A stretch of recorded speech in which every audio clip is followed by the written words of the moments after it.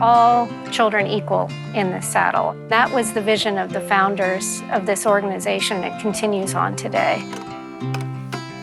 We look inside each child's eyes and we find them where they are. We find their abilities.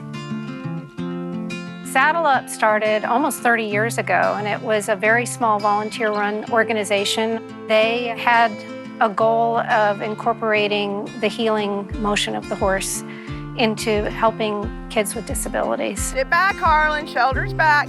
That's it, there you go. We are the oldest and largest past premier center in the area that delivers excellent programs and sets a standard of professionalism. Out of all the tools we can choose, equine movement is one of the most powerful tools. EAAT stands for Equine Assisted Activities and Therapies, and it really just encompasses using a horse with people with special needs. Here at Saddle Up, we have 5 different EAAT programs, and our main one is adaptive riding, where the kids come out and their goals are based on learning riding skills. Keep turning, back to the rail and turn left. Good.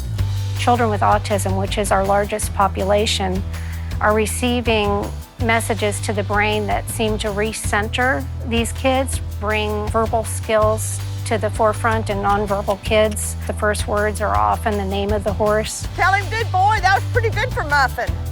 It's that 3-dimensional, rhythmical, repetitive movement that helps with their balance, their postural control, their breath support to be able to speak.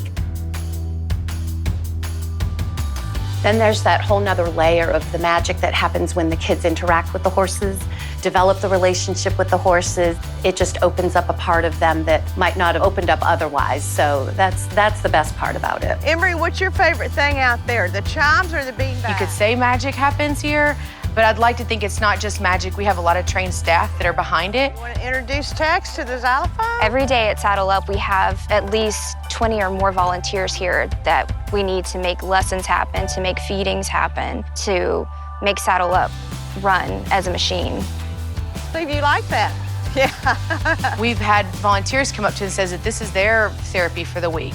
They feel blessed to be here and a part of what we do. All of our horses have to have a personality that allows them to work with the kids. Is the horse kind? Is the horse forgiving? Does the horse have a great personality? Does the horse like cuddles? As soon as you're around a horse, you know, you just feel happier, I guess, and the kids feed off of that energy too. The horse is willing to be their friend, to be their partner, and it's a good activity for these kids to have when they don't have success maybe in other things that they do throughout the week. You can see pride. You can see, I've got this. Talk about a wonderful feeling to know that you've made that kind of an impact in a child's life. For a kid who has had to fight so hard to achieve so many milestones, it's a sweet gift to get to see something come more easily to him.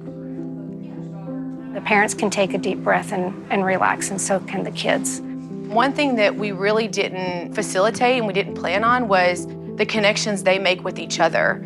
Their stories may be different, but their stories do parallel, and they can support each other through those tough times. My child is sleeping better. My child is eating better. The progress that they make here and the impact of the horse carries over into the home environment and their abilities to do things in their world. And that's what's important to us.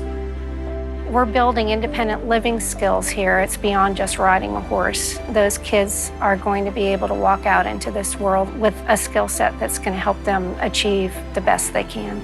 I'm giving these children possibly the best head start they can have to meet the challenges that they're going to have in life. I think I'm blessed to be a part of their journey.